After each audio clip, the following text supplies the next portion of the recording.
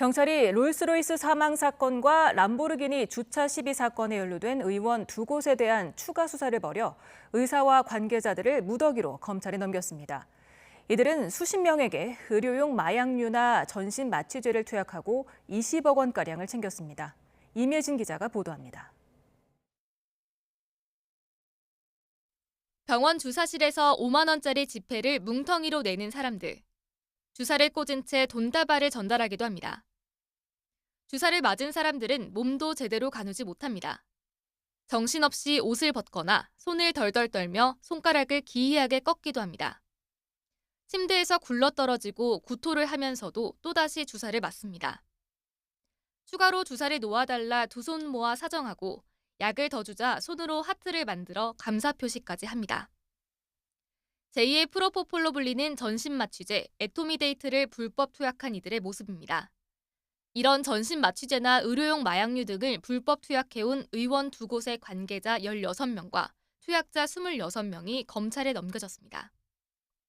이 두 의원은 지난해 롤스로이스 사망 사고와 람보르기니 주차 시비 사건 운전자들에게 약물을 주사한 곳들입니다.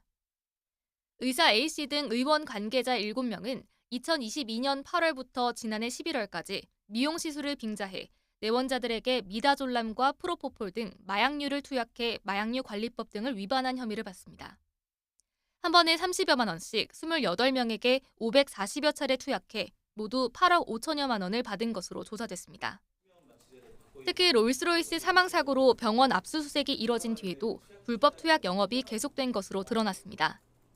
경찰은 A씨에게 롤스로이스 사망 사고 책임을 물어 업무상 과실치사 혐의도 적용했습니다.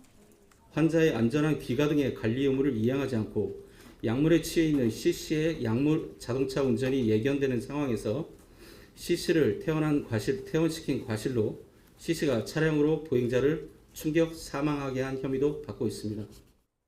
람보르기니 주차 시비 사건에 연루된 의사 B씨 등 또 다른 의원 관계자 9명은 2019년 9월부터 4년에 걸쳐 75명에게 전신 마취제 에토미데이트를 불법 투약한 혐의를 받습니다.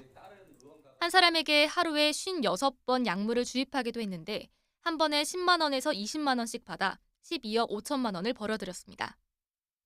에토미데이트는 마약류가 아닌 전문 의약품으로 지정돼 있어 마약류 관리법으로 처벌할 수 없다는 허점을 노린 겁니다.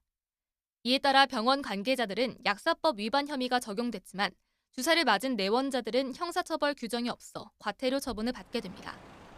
경찰은 의사 2명의 재산 20억 원가량을 추징 보전하고 관계부처에 의료용 마약류 사용 후 운전 금지 시간 기준 마련 등 제도 개선을 요청했습니다. YTN 임혜진입니다.